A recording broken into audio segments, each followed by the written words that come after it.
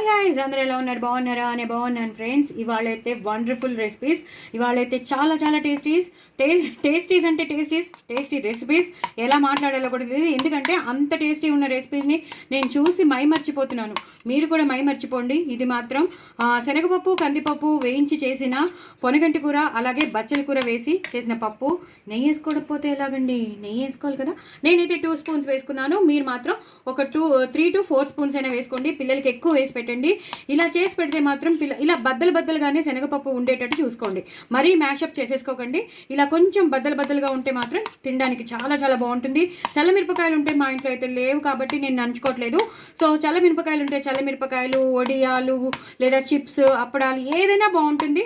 ఎక్కువ చల్లమిరపకాయలు మాత్రం చాలా చాలా బాగుంటుంది. ఎక్కువ నెయ్యి వేసుకుని ఇలా తింటూ ఉంటే చాలా చాలా బాగుంటుంది. సో ఇవాళైతే నేను మామిడికాయ బద్దలు చేశాను. దీని రెసిపీ నేను మీకు షేర్ చేస్తున్నాను. అలాగే పప్పుది కూడా నేను షేర్ చేస్తున్నాను. బద్దలు అయితే అద్దరిపోతాయండి, వదిలిపెట్టారు మీరు, అంత టేస్టీగా ఉంటాయి. మామిడికాయ కాలంలో శ్రీవల్లి టాకీస్లో మీకు బోల్డ్ అని పచ్చళ్ళు అయితే మీకు బోల్డ్ అని వచ్చేస్తాయి. సో ఇవాళ బద్దలు చేశాను. ఈ బద్దల్ని ఇలా ఈ పప్పులో ఇలా పెట్టుకుని ఇలా తింటే ఇంకా అప్పడాలు ఎందుకు, వడియాలు ఎందుకండి, ఇలా ఇంత బాగుంటుంది అనమాట. సో అందుకని నేను ఇవాళ వడియాలు కనిపించట్లేదు, చూసారు కదా.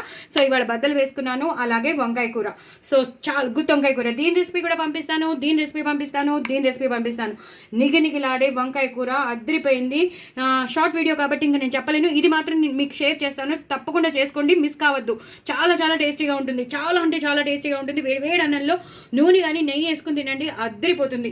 ఇది మాత్రం వదిలిపెట్టద్దు, ఇలాగే చేసుకోండి. నేను చెప్పినట్టు నేను రెసిపీ పంపిస్తాను కదా, అలాగే చేసుకోండి, తినండి. వెల్లుల్లిపాయ పో పెట్టుకోండి, ఇంకో పో పెట్టుకోండి, అద్దరిపోతుంది. ఇలా ఒకటి తర్వాత ఒకటి పిల్లలు తినేస్తారు, మీరు తినేస్తారు. మరి ఇంకెందుకు ఆలస్యం? ఇంత మంచి రెసిపీస్ వదులుకుంటారా? వదులుకోవద్దు, తప్పకుండా చేసుకోండి, ఎంజాయ్ చేయండి. బాయ్ అండి.